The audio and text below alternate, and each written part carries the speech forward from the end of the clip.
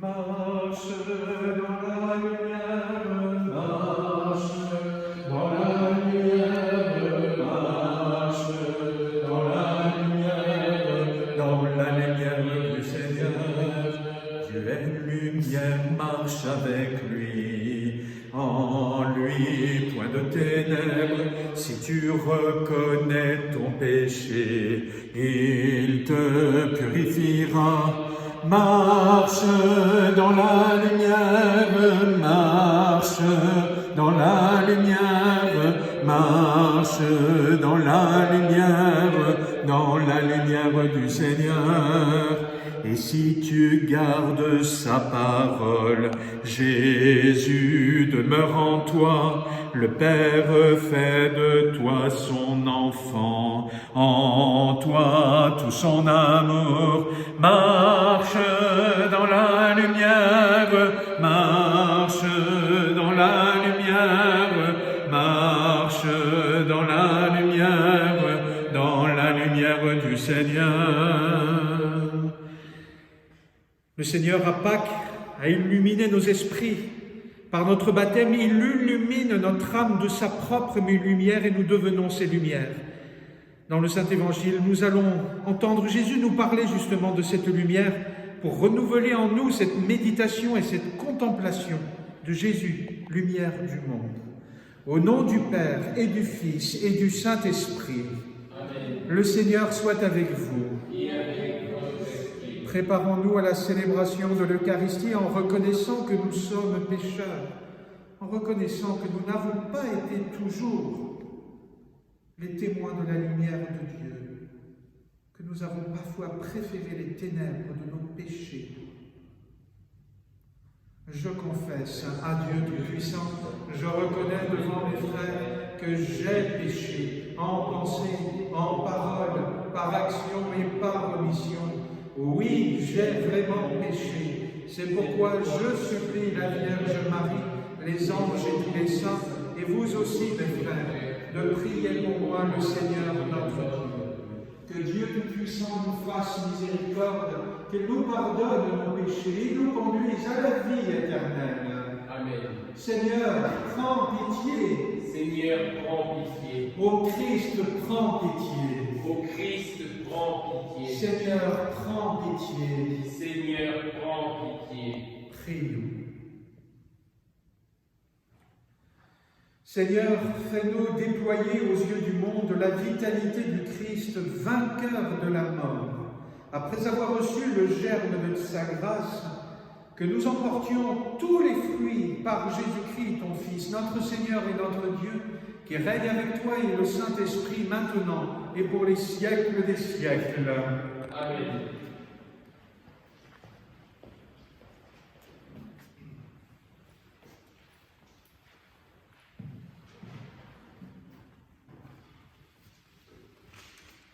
Lecture du livre des Actes des Apôtres. En ces jours-là, intervint le grand prêtre, ainsi que tout son entourage, c'est-à-dire le groupe de Sadducéens qui étaient remplis d'une ardeur jalouse par la loi. Ils mirent la main sur les apôtres et les placèrent publiquement sous bonne garde. Mais pendant la nuit, l'ange du Seigneur ouvrit les portes de la prison et les fit sortir. Il leur dit « Partez, tenez-vous dans le temple et là, dites au peuple toutes ces paroles de vie. » Ils l'écoutèrent. Dès l'aurore, ils entrèrent dans le temple et là, ils enseignaient. Alors arriva le grand prêtre, ainsi que son entourage. Ils convoquèrent le Conseil suprême, toute l'assemblée des anciens d'Israël, et ils envoyèrent chercher les apôtres dans leur cachot. En arrivant, les gardes n'y les trouvèrent pas à la prison. Ils revinrent donc annoncer « Nous avons trouvé le cachot parfaitement verrouillé et les gardes en faction devant la porte. Mais quand nous avons ouvert, nous n'avons trouvé personne à l'intérieur. » Ayant entendu ce rapport, le commandant du temple et les grands prêtres, tous perplexes, se demandaient ce qu'il adviendrait de cette affaire. Là-dessus, quelqu'un vint leur annoncer « Les hommes que vous aviez mis en prison, voilà qu'ils se tiennent dans le temple et enseignent le peuple. » Alors, le commandant partit avec son escorte pour les ramener, mais sans violence, parce qu'ils avaient peur d'être lapidés par le peuple. Parole du Seigneur. Nous rendons grâce à Dieu. Un pauvre crie, le Seigneur entend. Un pauvre cri, le Seigneur entend. Je bénirai le Seigneur en tout temps, sa louange sans cesse à mes lèvres. Je me glorifierai dans le Seigneur, que les pauvres m'entendent et soient en fête. Un pauvre cri, le Seigneur entend. Magnifiez avec moi le Seigneur. Exaltons tous ensemble son nom. Je cherche le Seigneur, il me répond. De toutes mes frayeurs, il me délivre. Un pauvre cri, le Seigneur entend. Qui regarde vers lui resplendira, sans ombre ni trouble au visage. Un pauvre cri, le Seigneur entend, il le sauve de toutes ses angoisses. Un pauvre cri, le Seigneur entend. Alléluia,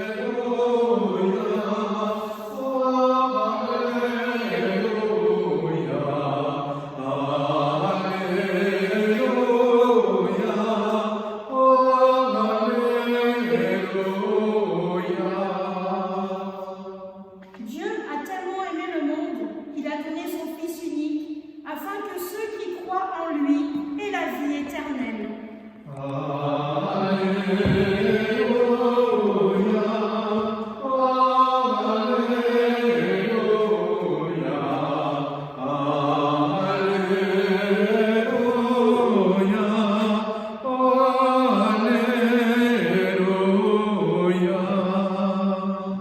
Le Seigneur soit avec vous. Et avec votre esprit. Évangile de Jésus-Christ selon saint Luc, saint Jean. Gloire à toi, Seigneur.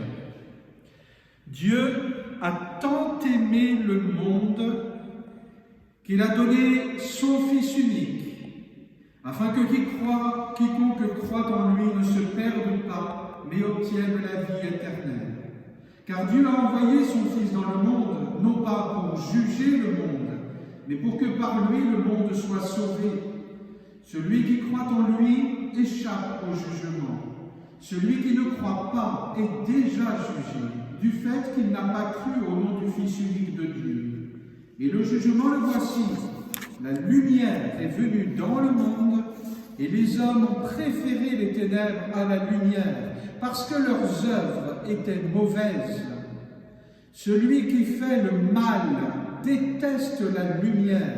Il ne vient pas à la lumière, de peur que ses œuvres ne soient dénoncées. Mais celui qui fait la vérité vient à la lumière, pour qu'il soit manifeste que ses œuvres ont été accomplies en union avec Dieu. Acclamons la parole de Dieu. Louange à toi, Seigneur Jésus. Quelle est la différence, frères et sœurs, entre Dieu qui est la lumière et l'huile? Dieu est la lumière incréée, la source de toute lumière, la vraie lumière qui illumine le monde. Et lui, il s'appelle aussi Lucifer. Il a été créé par la lumière, pour être la lumière, mais il s'est détourné de la source de la lumière pour soi-disant devenir la lumière lui-même. Et il sait très bien séduire, parce qu'il est les ténèbres. Il est l'origine de toutes les ténèbres, l'origine du mal. Et pourtant, il peut se déguiser en ange de lumière, comme nous le rappelle saint Paul dans un autre passage. La lumière, c'est Dieu. C'est Dieu. Et peut-être que dans le temps de votre confinement, peut-être que vous avez un peu plus de temps que d'habitude, vous pouvez peut-être éventuellement lire la Bible sous cet aspect de la lumière, déjà dès le début, dans le livre de la Genèse, chapitre 1. La première chose, c'est la lumière qui est créée. Et ce n'est pas pour rien qu'en ce temps de Pâques, la lumière, et particulièrement le cierge pascal allumé, devient le symbole même de ce Dieu qui a tant aimé le monde qu'il a envoyé son Fils unique dans le monde. Pourquoi? Pour illuminer ce monde qui est dans les ténèbres. Et ce monde qui s'invente des lumières, et qui ne sont pas les vraies lumières, qui sont de fausses lumières. La Sainte Église, depuis un certain temps, nous parle du relativisme moral, c'est-à-dire se créer ses propres lumières, son propre jugement. Le bien devient le mal et le mal devient le bien du moment que nous-mêmes, subjectivement parlant, on pense que c'est bien ou mal. Non. Il y a une objectivité de la vérité dont parle Jésus-Christ dans cet évangile. Et cette vérité, elle vient de la lumière qui est Dieu et qui est inscrite au plus intime de notre être, qu'on soit croyant ou non du reste. C'est ce qu'on appelle la conscience. Mais notre conscience, parfois, elle est engluée dans ces ténèbres du péché, voire même de l'ignorance. Mais Dieu demeure toujours dans cette lumière parce que nous sommes créés à son image et à sa ressemblance et que sans lui, nous ne pouvons pas exister. Nous dépendons de son être créateur, de son être incréé, de cette lumière incréée. Pour autant, le Seigneur Jésus-Christ veut venir illuminer notre conscience pour que nous devenions vraiment, pour que nous puissions nous libérer du péché et particulièrement de l'ignorance et de l'erreur, pour que nous puissions découvrir la liberté des enfants de Dieu. Jésus-Christ dit par ailleurs, toujours dans le même évangile selon saint Jean, « La vérité vous rendra libre ». Pour autant, nous avons besoin que notre intelligence puisse être éclairée par cette lumière qui vient de Dieu seul, en Jésus-Christ. Alors demandons au Seigneur Jésus-Christ, qui vient sacramentellement ici, parmi nous, lui la lumière, qui vient de Dieu, lui qui a tant aimé le monde, eh bien, demandons-lui d'éclairer notre conscience, notre intelligence et surtout le monde, englué parfois dans ce relativisme intellectuel et moral, pour qu'il puisse découvrir et pour que ce confinement, cette épidémie, soit l'occasion de redécouvrir la vérité, cette vraie lumière sur l'être humain tel que Dieu l'a voulu, bon, vrai, beau, créé à l'image et à la ressemblance de Dieu. Amen.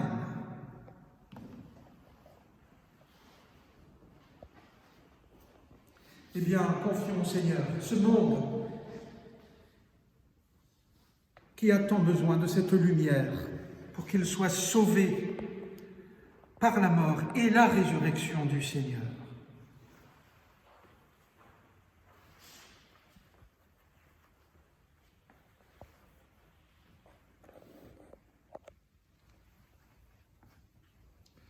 Tu es béni, Dieu de l'univers, toi qui nous donnes ce pain, fruit de la terre et du travail des hommes, nous te le présentons, il deviendra le pain de la vie. Béni soit Dieu, maintenant et toujours.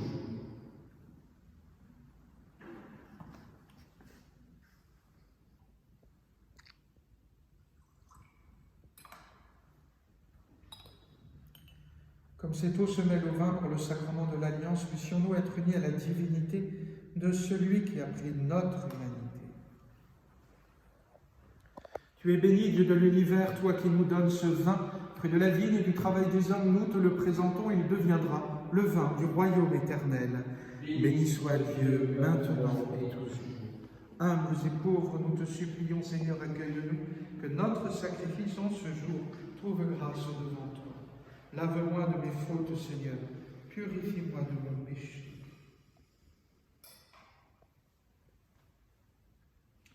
Prions ensemble au moment d'offrir le sacrifice de toute l'Église. Seigneur, notre Dieu, dans l'admirable échange du sacrifice eucharistique, tu nous fais participer à ta propre nature divine. Puisque nous avons la connaissance de ta vérité, accorde-nous de lui être fidèles par toute notre vie, par Jésus le Christ, notre Seigneur. Amen. Le Seigneur soit avec vous. Et avec votre esprit. Élevons notre cœur. Nous le tournons vers le Seigneur. Rendons grâce au Seigneur, notre Dieu. Cela est juste et bon. Vraiment, il est juste et bon de te glorifier, Seigneur, en tout temps, mais plus encore en ces jours où le Christ, notre Pâque, a été immolé. Grâce à lui, se lèvent des enfants de lumière pour une vie éternelle. et les portes du royaume des cieux s'ouvrent pour accueillir les croyants. Oui, nous te rendons gloire, car sa mort nous a franchis de la mort, et dans le mystère de sa résurrection, chacun de nous est déjà ressuscité. C'est pourquoi le peuple des baptisés, rayonnant de la joie pascale, exulte partout de la terre, tandis que les anges dans le ciel chantent sans fin l'hymne de ta gloire. Saint, Saint, Saint, le Seigneur Dieu de l'univers, le ciel et la terre sont remplis de ta gloire. Hosanna au plus haut des cieux. Béni soit celui qui vient au nom du Seigneur. Hosanna au plus haut des cieux. Toi qui es vraiment saint, toi qui es la source de toute sainteté, Seigneur, nous te prions. Sanctifie ces offrandes en répandant sur elles ton esprit, qu'elles deviennent pour nous le corps et le sang de Jésus, le Christ, notre Seigneur.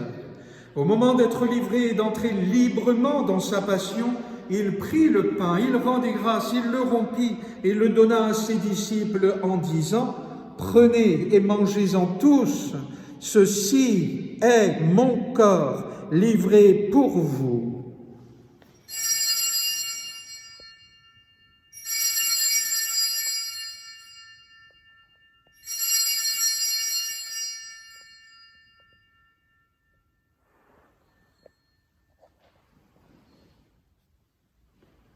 De même, à la fin du repas, il prit la coupe, de nouveau il rendit grâce et la donna à ses disciples en disant « Prenez et buvez-en tous, car ceci est la coupe de mon sang, le sang de l'alliance nouvelle et éternelle, qui sera versé pour vous et pour la multitude en rémission des péchés. Vous ferez cela en mémoire de moi. »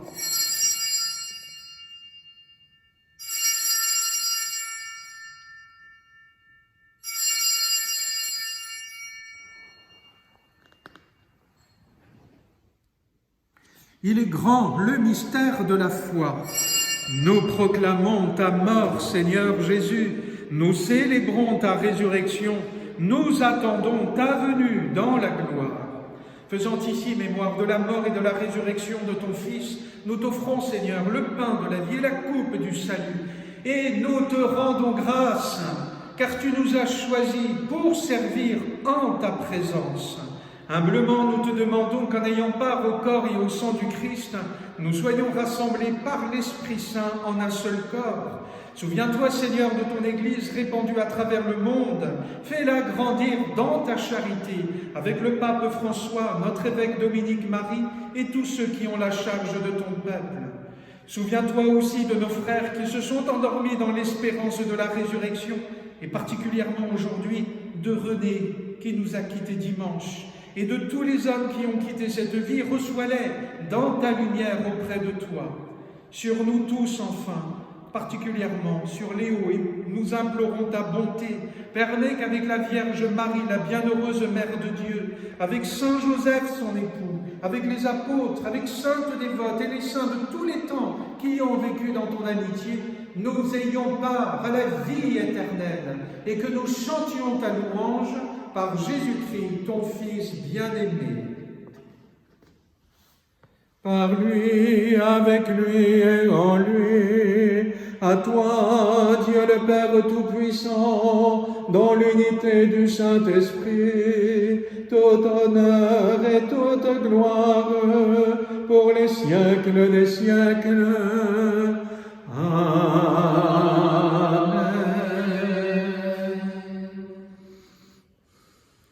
La lumière de Dieu, c'est son amour infini pour chacun d'entre nous. La preuve, c'est qu'il a tant aimé le monde, qu'il a donné son Fils unique pour nous sauver. Alors, en sachant cette vérité, nous pouvons dire vraiment en toute confiance, nous, enfants de Dieu, de la lumière de Dieu, notre Père qui es aux cieux, que ton nom soit sanctifié, que ton règne vienne, que ta volonté soit faite sur la terre comme au ciel. Donne-nous aujourd'hui notre pain de ce jour. Pardonne-nous nos offenses, comme nous pardonnons aussi à ceux qui nous ont offensés. et ne nous laisse pas entrer en tentation, mais délivre-nous du mal. Délivre-nous de tout mal, Seigneur, et donne la paix à notre temps. Par ta miséricorde, libère-nous du péché. Rassure-nous devant les épreuves. En cette vie où nous espérons le bonheur que tu promets et l'avènement de Jésus-Christ, notre Sauveur. Car c'est à toi qu'appartiennent le règne, la puissance et la gloire pour les siècles des siècles. Seigneur Jésus-Christ, tu as dit à tes apôtres, je vous laisse la paix, je vous donne ma paix. Ne regarde pas nos péchés, mais la foi de ton Église. Pour que ta volonté s'accomplisse, donne-lui toujours cette paix et conduis-la vers l'unité parfaite, toi qui règnes pour les siècles des siècles. Amen. Que la paix du Seigneur soit toujours avec vous. Et avec votre esprit. Agneau de Dieu, qui enlève le péché du monde, prends pitié de nous. Agneau de Dieu, qui enlève le péché du monde, prends pitié de nous. Agneau de Dieu, qui enlève le péché du monde, donne-nous la paix. Seigneur Jésus-Christ, Fils du Dieu des vivants, selon la volonté du Père, avec la puissance du Saint-Esprit, tu as donné par ta mort la vie au monde, que ton corps et ton sang me délivrent de mes péchés de tout mal, et que je demeure fidèle à tes commandements, et que jamais je ne sois séparé de toi. Heureux les invités au repas du Seigneur. Voici l'agneau de Dieu qui enlève le péché du monde. Seigneur, je ne suis pas digne de te recevoir, mais dis seulement une parole et je serai guéri.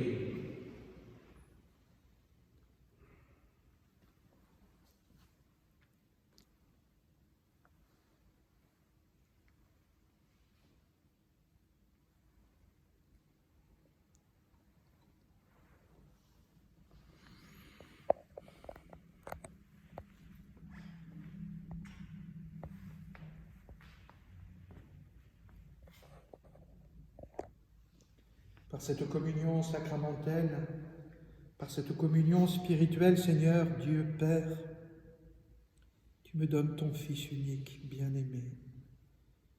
Illumine mon esprit, illumine ma conscience, pour que je puisse marcher dans la lumière et éclairer avec ta grâce ce monde qui en a tant besoin.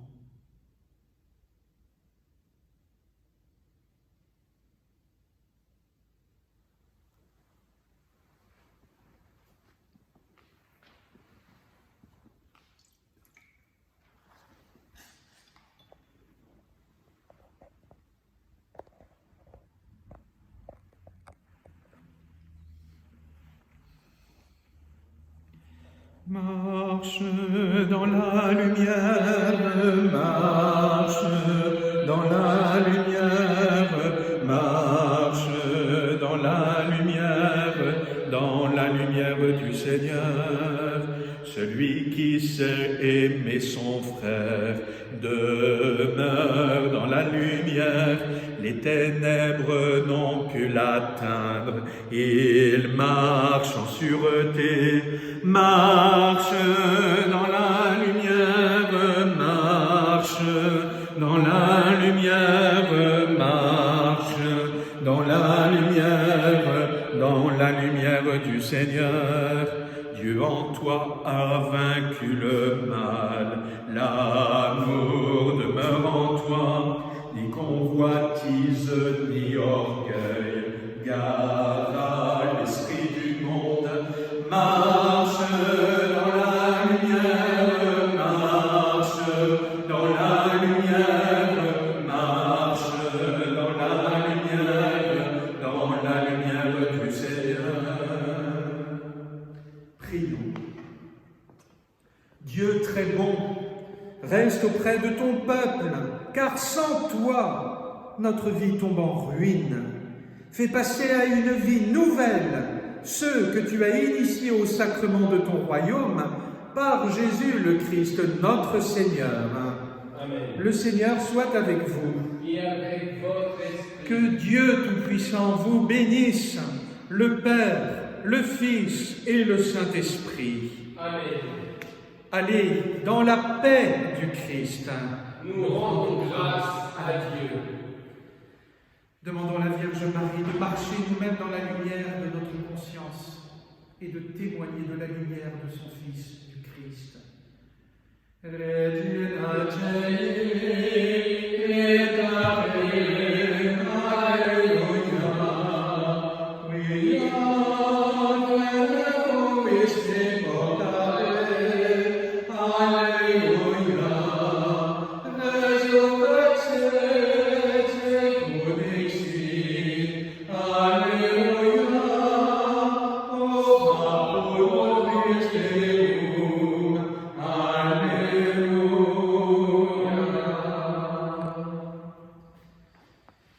continuons avec persévérance à prier pour ce temps de l'épidémie.